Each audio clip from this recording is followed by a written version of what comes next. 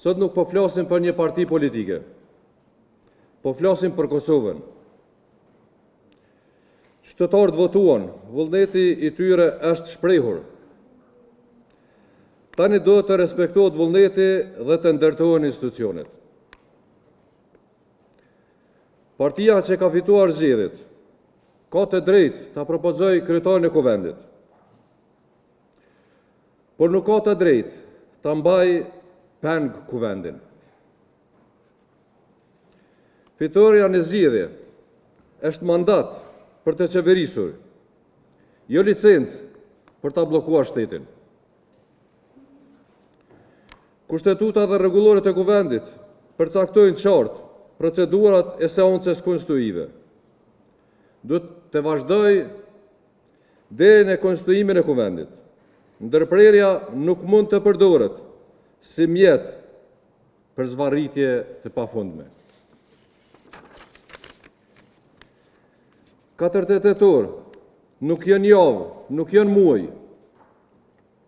nuk janë pafundësi. Kryesuesi i përkohshëm nuk është kryetar partie, as kryetar parlamenti. Ai nuk është përfaqësues i interesave të një grupi politik. Është aty për ta udhëhequr procedurën. Prandaj, duhet të themi qartë, një funksion teknik nuk mund të shndërrohet në armë politike. Kur një pozitë që duhet të garantoj procedurën, përdoret për të bllokuar procedurën, atëherë nuk kemi më një problem procedurial, kemi një problem institucional. Dhe përgjegjësia nuk mund të ketë vetëm drejtuesi i seancës. Përgjegjësia shkon edhe te ata që po e përdorin këtë situatë për interesat e tyre politike.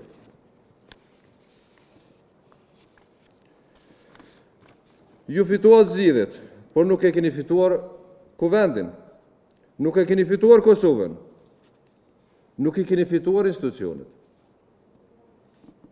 Dhe mbi të gjitha, nuk e keni fituar të drejtën për ta mbajtur shtetin peng.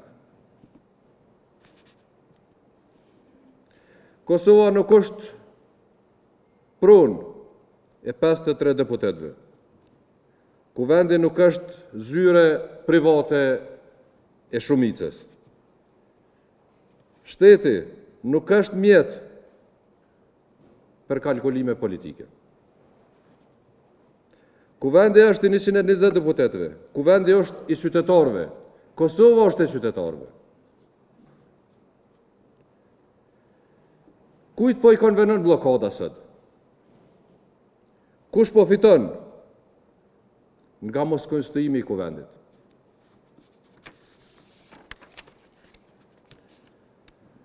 Kush po shpreson që nga një krizë institucionale të dalë një përfitim politik? Nëse dikush mendon se zgjedhjet e reja i sjellin me shumë vota, le t'u thot qytetarëve qëllimin për çka po shkojmë zgjedhje. Mandati i qytetarëve është të ndërtohen institucionet. Jo të paralizojmë ato. Nga mos konstituimi i kuvendit, nuk po humbim ne si deputet, por po humbim ne si qytetar.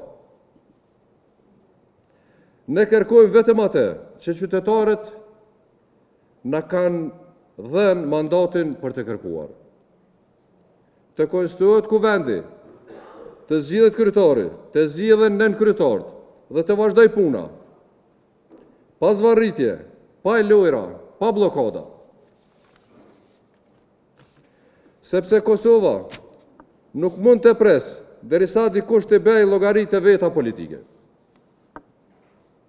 Kuvendi duhet të konstituohet, që të kaloj kjo krizë politike e bashkë me të, edhe kriza ekonomike, që sa vite është duke i renduar qytetarët e Kosovës. Shteti nuk mund dhe nuk duhet të jetë peng i askujt, e as më pak i atyre që pretendojnë që janë fitues të këtyre zgjedhjeve. Faleminderit.